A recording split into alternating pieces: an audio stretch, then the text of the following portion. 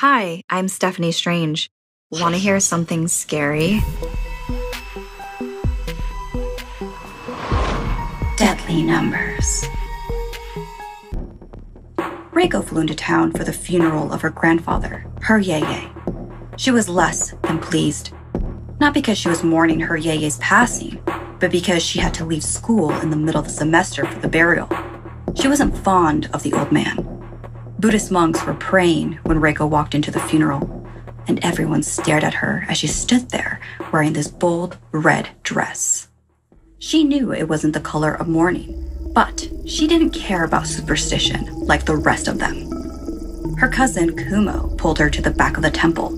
They hugged, then whispered with each other while others paid their respects. Although she was happy to see Kumo, Reiko admitted she didn't really like their yeye. He changed after the Hungry Ghost Festival 10 years ago. Something happened to him, and from then on, he was distant and cold and never seemed to care about them. He was just obsessed with all these crazy superstitions. Never point at the moon. Don't leave chopsticks vertical in a bowl. And, the most important of all, avoid the number 4 at all costs. Kumo could barely contain his laughter. That definitely sounded like their yeye. Kumo felt like their grandfather was obsessed with those things because he believed them, and he wanted them to be safe. They walked up to the body to see him one more time before he was cremated. Reiko took a good, long look at his face. Then she determined Kumo was wrong. There was something malicious about this man. It wasn't the yeye she'd known and loved. She was glad to never have to see his face again. Even so, Kumo felt they should follow the traditions and not do anything to cross superstition. They wouldn't want to disrespect the dead, particularly while his soul still wandered the earth for the next 7 days. Reiko shook her head. She felt all of those things were ridiculous. When you die, you're gone. That's it. But for her cousin's sake, they prayed, followed all traditions, and even donated money. And that's when Kumo told her she would surely be safe and protected. But Kumo also reminded her to knock on the door of her hotel room before she entered. That way, all of the ghosts would leave before she went into the room. Reiko rolled her eyes and headed for the hotel room. She quickly checked in and made her way to her room. She unlocked the door and then paused. Kumo's words were ringing in her ears. She knew it was dumb, but she knocked on the door, counted to 3, then entered. Reiko was in a dead sleep when she bolted upright, suddenly awake in a cold sweat.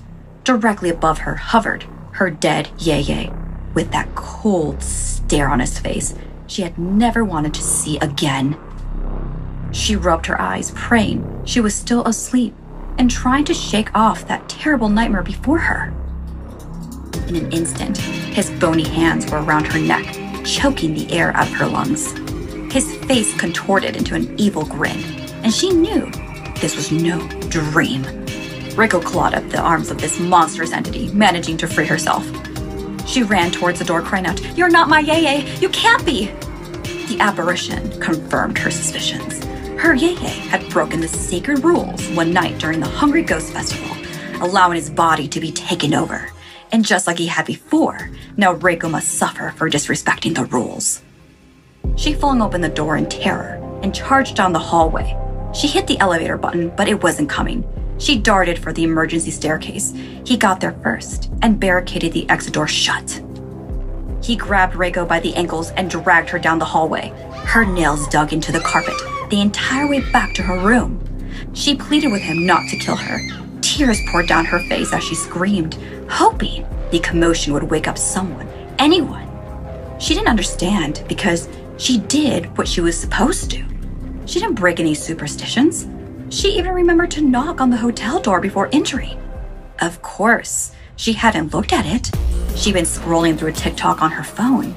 As her body was yanked towards the door, her heart dropped. She hadn't checked and had unwittingly broken the most indispensable rule of all, the unlucky number 4 on the sign. As a creature masquerading as her yay tried to drag her through the opening, she tried with all her might to resist, managing to grab hold of the door frame for a second before being whipped back with such force. Her wrist bones had snapped. As the rest of her body followed into the darkness, she sobbed, the painful irony of being a non-believer, and now the number 4 would be the last thing she would ever see. If only she had remembered to check before entering the hotel room from hell.